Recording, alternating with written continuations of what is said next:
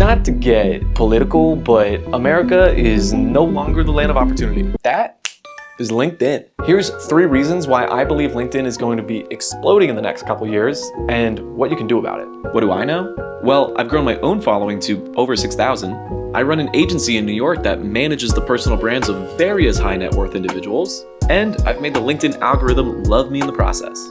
For the record, we all know LinkedIn is cringy. It's a lot of people just gassing themselves up, talking about how great their achievements are, and how everyone else is doing it completely wrong and you need to be doing it this way that no one has ever thought of before because there's such an original thought leader. I hate it too. I know. But in all seriousness, LinkedIn is actually the best platform to be growing an audience right now for a variety of a couple different reasons. But to understand the first one, you have to understand product lifecycle.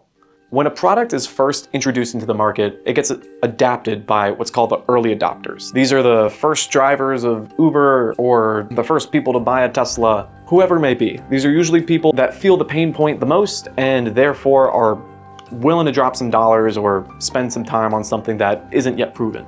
Then after a little bit of time, it starts to get adapted by the general public. And this period of time can last for years or decades for a product.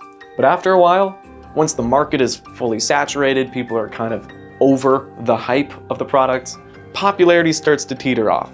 And you can very clearly see this in other social media platforms.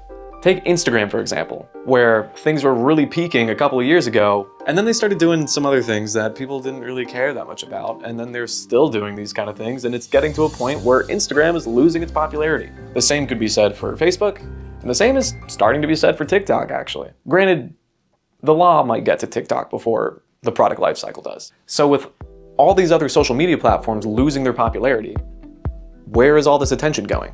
Well, as much as I'd love to say it's going towards their family or nature or their own happiness, it's going to LinkedIn. LinkedIn has been growing in popularity, and part of that is due to the fact that the people that made Instagram cool back in 2014, 2015 are now very much within the working force. In fact, that's me. I made Instagram cool. You see, social media isn't a fad or a trend. It's an addiction. So it's not exactly something that can easily just go away. Take cigarettes, for example. They've been around for a long time, and they're not going away. The same can be said for social media. But now, this older demographic is in their professional years and ready to make something of themselves. You see, there's this thing called the socio-emotional selectivity theory.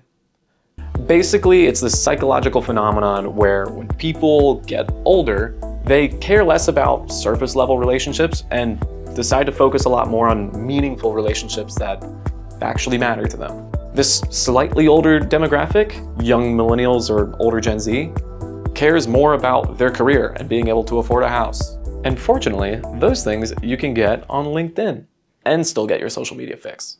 Now, another reason why I believe LinkedIn is going to become a lot more popular in the next couple of years is because of the LinkedIn algorithm. See, on old LinkedIn, you would just post to your connections, they would like it, they would comment, but now it's being TikTokified, which is bad for mental health, but good for growth. In the past, LinkedIn had a network-based algorithm, and to a large part it still does, where when you post, it goes out to the people that you're connected to exclusively.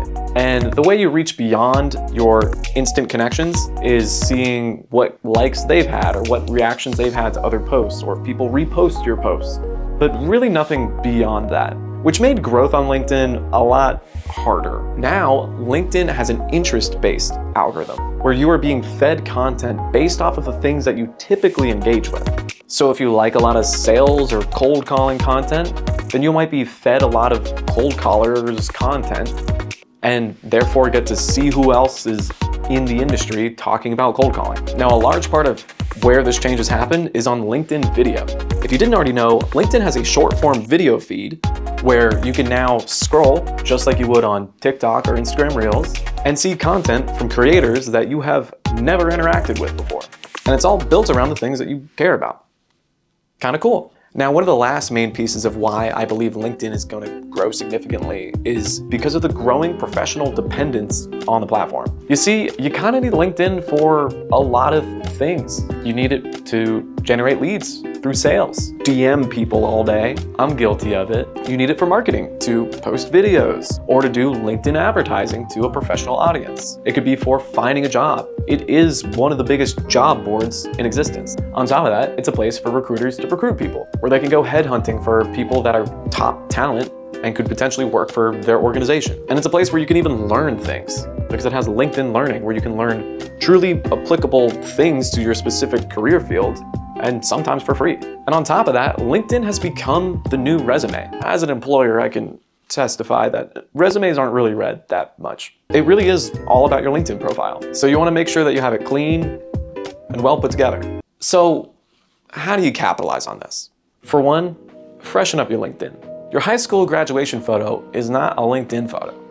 Get a good, nice headshot. AI can do it nowadays. You also want to make sure that your banner looks pretty good too. Don't just do the skyline of your city. Actually put some effort into it. And by effort, I mean pay a guy on $5 or $10 to do something for you.